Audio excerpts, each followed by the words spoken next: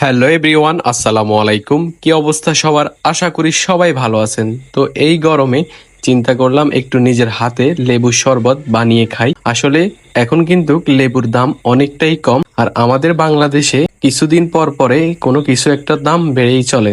তো 100 টাকার আমি 3 কেজি লেবু আনছিলাম আজকে আমার বাসায়। তো চিন্তা করলাম নিজের হাতে নিজে শরবত বানিয়ে খাই, তাই আপনাদের সাথেও শেয়ার করি। তো দেখতে পাচ্ছেন আজকে কিন্তু অনেক গরম পড়তেছে, যেটা বলার বাহিরে। তো এই গরমে আমি মনে করি যে 1 গ্লাস লেবুর শরবত বানিয়ে খাওয়াটাই অনেকটাই বেটার। আর লেবুর শরবতটা নিজের শরীরের জন্য অনেক উপকারিতায় আসে। আর আপনারাও চাইলে নিজের ঘরে বসিয়ে নিজের হাতে লেবুর শরবত বানিয়ে খেতে পারেন। আশা করি বাইরের শরবতগুলো থেকে অনেক ভালো হবে। আর এই লেবুর শরবতটা বানানোটা পুরোটাই সোজা। একটু লবণ আর একটু চিনি হলে আপনিও ঘরে বসে এই লেবুর শরবতটা বানিয়ে ফেলতে পারবেন। আর আপনারা যারা আমার এই পেজের নতুন ভিডিও দেখে থাকেন, তাহলে অবশ্যই পেজটা ফলো দিয়ে রাখবেন, লাইক কমেন্ট শেয়ার করে পাশে থাকবেন। তো দেখতে পাচ্ছেন আমি কিন্তু এক টানে 1 গ্লাস লেবুর শরবত খেয়ে ফেলছি। তো আমার ভিডিওটি ভালো লেগে থাকলে অবশ্যই লাইক করে দিবেন।